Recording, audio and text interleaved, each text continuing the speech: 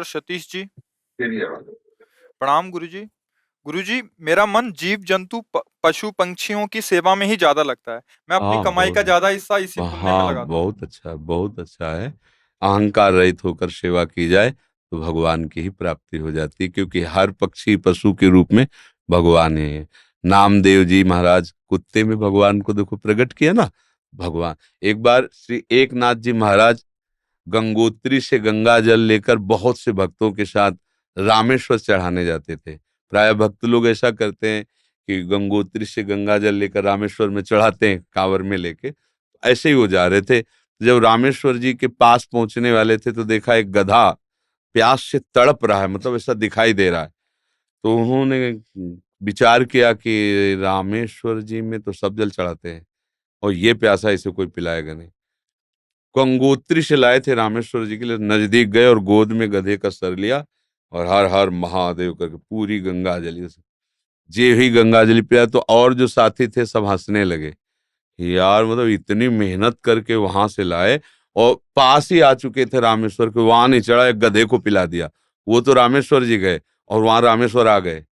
गधे को जे ही गंगा जल पिलाया तो भगवान उठ के बैठ गए, बोले मैं ही था, तुम्हारे को देख रहा था कि तुम केवल मूर्ति में ही मुझे समझते हो या सब जीवों में भी मुझे समझते हो। तुम्हारी इस दया से मैं द्रवित होकर यहीं प्रकट हो गया, क्योंकि कण कण शिव है, तो वही गधे से ही भगवान प्रकट हो गए। तो पशु पक्षियों की सेवा भगवान की सेवा, पर अभिमान न करे। भाव ऐसा रखे कि भगवान ने मुझे ये सेवा दी है और सेवा लायक बनाया है, बस। और इसका प्रचार प्रसार न करे। प्रचार प्रसार करने से सेवा का जो सुकृत होता है वो नष्ट हो जाता है।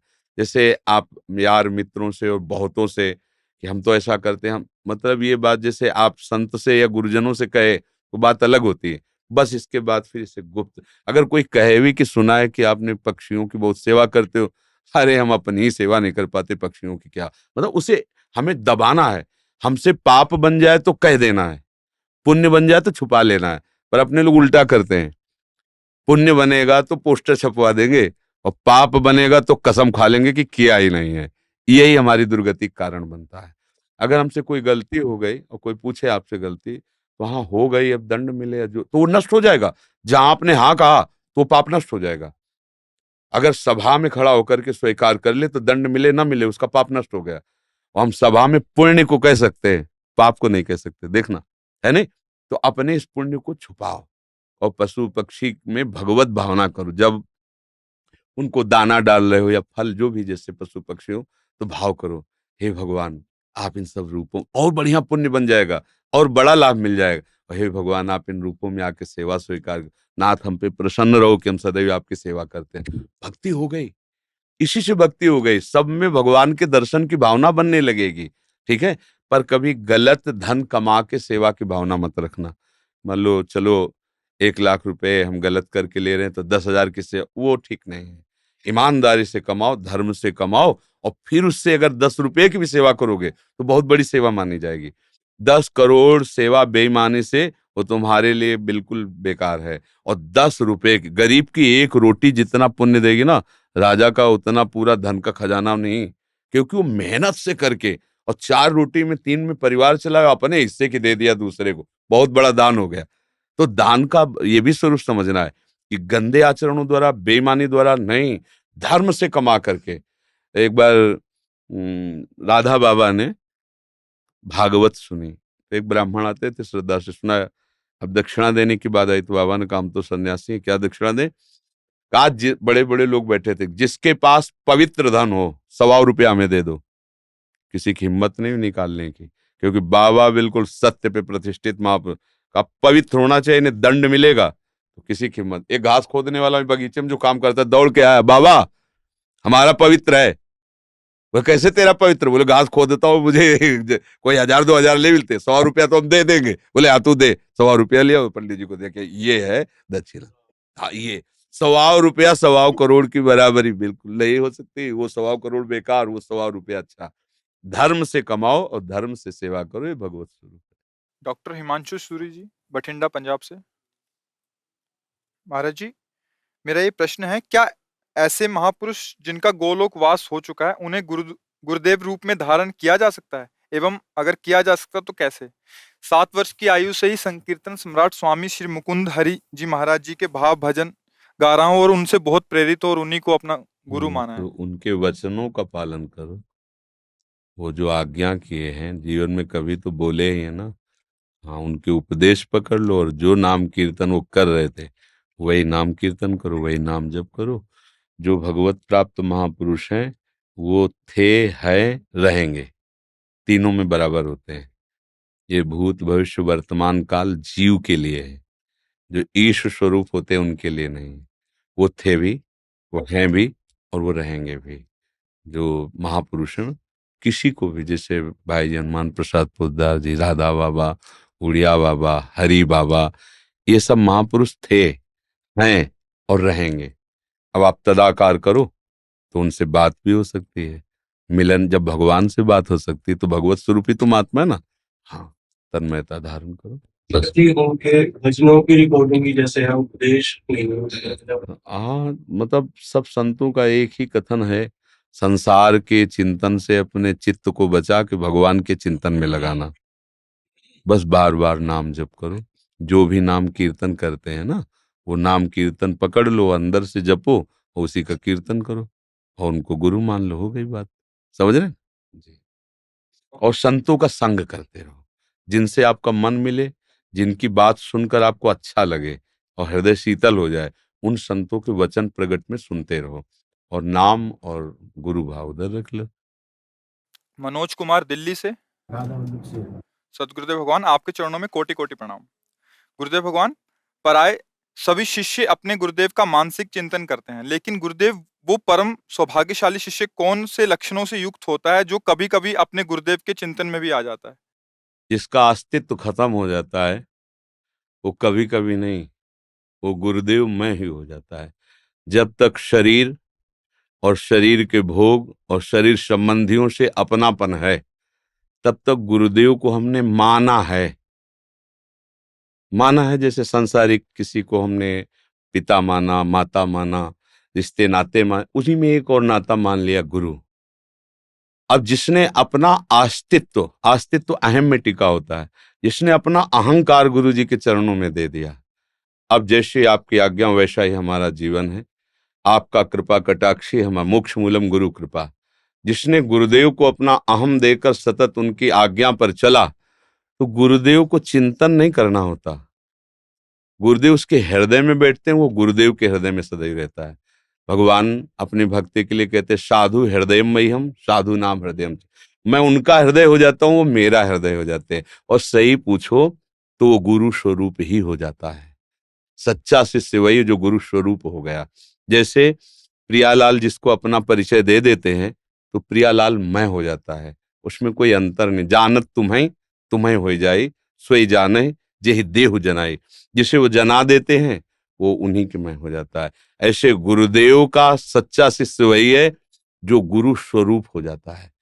सांसारिक राग, सांसारिक भोग, सांसारिक चिंतन रहित, सदैव गुरु के बताए हुए नाम मंत्र में तल्लीन है, वही गुरु का स्वरूप हो जाता है। गुरु निष्ठा, नाम निष्ठा, धाम निष्ठा, इष्ट निष्ठा, ये बड़ी दुर्लभ बातें हैं, किसी बिरले के हृदय में आती हैं। और ये निष्ठा आ गई तो निश्चित वो उसी को प्राप्त हो जाता है जिसकी जो, जैसे अभी हमारी शरीर निष्ठा है सबकी, तो हमें भोग की चाह है, मान की चाह है, प्रियता है, संसार सारा प्रपंच है। और जिस दिन भगवान निष्ठा आ गई तो सारा प्रपंच खत्म हो गया, भगवत निष्ठा आ गई। भगवान के चरणारविंद में आसक्ति प्रेम, या प्रियालाल के चरणारविंद में आसक्ति प्रेम। पहले तो समझना है कि इष्ट और गुरु केवल कहने को दो शब्द हैं, पर्यायवाची, दो नहीं है। वही लाडली ही अपने रस का विस्तार करने के लिए हमारे जैसे शब्द बोलने वाला रूप धारण करके हमको समझाती हैं। हमारे आचार्य, हमारे गुरुदेव हमारी लाडली ही है, दूसरा कोई नहीं। गुरुदेव ही लाडली है, लाडली ही गुरुदेव है, दूसरा कोई उनको कौन जान सकता है, वही जान सकते हैं। तो वही आके अपना परिचय देते हैं आचार्य रूप में, गुरु रूप में, भगवत प्रेमी महात्माओं के रूप में। देखने को ढांचा पंच भौतिक होता है, अंदर हृदय सिंहासन पर युगल सरकार विराजमान होते हैं, वही अपना विस्तार करते रहते हैं। समझ में आ रहा है ना? ये ये मनुष्य बुद्धि के स्तर की बात नहीं है। मनुष्य बुद्धि देह भाव, जब देह भाव हटे और भाव है, जैसे अपने लोग श्री लाडली जी की सेवा में सहचरी भाव से, दासी भाव से, वहां पुरुष भाव का प्रवेश थोड़ी। देखने को पुरुष है कि अमुक जी सेवा कर रहे हैं, लेकिन वो अमुक केवल पोशाक है, अंदर से वो श्री जी की दासी है। अंदर से हमारी लाडली का श्रृंगार किसी को पुरुष को करने का अधिकार थोड़ी है। महल में जैसे आपको दिखाई देता है सब, नहीं नहीं, ये सब बाहरी लीला है, बाहरी पुरुष वेश, अंदर से भाव सब श्री जी की सहचरी का भाव, दासी का। उसी भाव को प्राप्त कर लेना निष्ठा कही जाती है। अभी हम सब देह भाव में जब विचरण करते हैं तो बात दूसरी रहती है। जब भाव देह में विचरण करते हैं, समझ अंतर है। देह भाव में विचरण करना और भाव देह में विचरण करना बिल्कुल अंतर है। एक है पार्थिव त्रिगुणमयी माया का रचा हुआ, और एक है भाव में चिदानंदमय। हमारी प्यारी जू और प्यारे जू कोई पांच भौतिक शरीर वाले थोड़ी है, चिदानंद में प्रेम बपू। बड़े बड़े आचार्य जब लाडली जी के रूप का वर्णन करना चाहते हैं तो हार कर कहते तेरो रूप कहत नहीं आवे, जय श्री हरिवंश कछुक जस गावे। स्वामी जी महाराज, स्वामी हरदास जी महाराज कह रहे, कहा कहो एक जीव सखीरी, बात की बात की बात। मैं कैसे वर्णन करूं, जीव तो एक है पर ये तो बात की बात है, इसे कैसे वर्णन करूं, कैसे? ये कौन बात जो अबहीं और अबहीं और अबहीं और है। प्रतिक्षण वर्धमान लाडली का सौंदर्य जो देखा उससे और बढ़ रहा है और बढ़ रहा है, और कैसे लिखा जा सकता है? तो इन पार्थिव नयनों में केवल देखने की सामर्थ प्रकृति रचना की है। लाडली लाल के देखने की सामर्थ्य इन्हीं नेत्रों में लाडली लाल देते हैं। जब गुरु कृपा से आराधना होती, उपासना होती तो छा जाता है। तो जो गुरु वही लाडली, जो लाडली वही गुरु। लाडली और गुरु पर्यायवाची शब्द, बात एक ही है। तब वो बात बन गई, फिर वो बात बन जाती है। धीरे धीरे हम पहले मानसिक स्थिति से ऊपर उठे, निरंतर लाडली जी का चिंतन करें, उनकी परिचर्या में रहें, उनको सुख पहुंचाने की भावना जागृत करें। अभी तो हमें अपने सुख की पड़ी हुई है, अपने इस देह सुख की पड़ी हुई है। तो धीरे धीरे लाडली जी कृपा करती, स्तर उठता है। त्रिगुणात्मिका माया की रचना से जब स्थिति ऊपर उठती है और प्यारी जू के भाव में प्रवेश होता है, तब जो आनंद होता है वो मोक्ष सुख को ठुकराने वाला होता है। जो वेदांत के द्वारा, ज्ञान के द्वारा अखंडानंद मिलता है, मोक्ष सुख, वो थूक देने योग्य होता है लाडली जी के चरणों की उपासना में। अब ये बहुत ऊंची बात, मोक्ष कोई ऐसे रबड़ी रसगुल्ला थोड़ी है, बहुत बड़ी बात है। माया से मुक्त, जो मुक्त महापुरुष हैं उनके लिए भी दुर्लभ हमारी लाडली जी की चरण सेवा है। इसीलिए जिसे सब चरण सेवा में है ना, ये महात्माओं के भी महात्मा है। कोई भी संत ऐसा नहीं जिनके चरणों में प्रणाम, जो जानते हैं, जो नहीं जानते बात अलग है। इनकी चरण रज, इनका चरणामृत, इनका आशीर्वाद साक्षात लाडली का आशीर्वाद है, जो श्री जी की सेवा में मगन है। अच्छा, कुछ है प्रगट सेवा में, कुछ है भाव में। जैसे संत महात्मा यहाँ ब्रज के हैं, प्रगट सेवा में तो प्रवेश वहां नहीं है महल में, पर रहते हर समय सेवा में है। भाव से उनकी चरण सेवा में रहते हैं, उनके नाम चिंतन के द्वारा, गुरु प्रदत्त भाव के द्वारा लाडली लाल की सेवा में मगन रहते हैं। तब माना जाएगा कि सच्चा शिष्य है जब उसका अस्तित्व मिट जाए और गुरु का अस्तित्व रह जाए। मंत्र नाम आराध्य देव, इन्हीं के चिंतन मितन में तब माना जाएगा कि सच्चा गुरुनिष्ठ है। फिर गुरु का, अच्छा, बेटे को माँ का चिंतन खेलवाड़ में भूल सकता है, लेकिन माँ को कभी भूलता है क्या कि मेरा बेटा? तो वैसे सही पूछा जाए तो जब गुरु शिष्य स्वीकार कर लेता है तो उद्धार का ठेका ले लेता है। उसको शिष्य को चिंतन करना ही नहीं चाहिए कि पता नहीं गुरुजी हमें याद करते हैं कि नहीं। इसलिए कि बेटा खिलवाड़ में तो माँ को भूल जाएगा, जब भूख लगेगी तब याद आएगी माँ।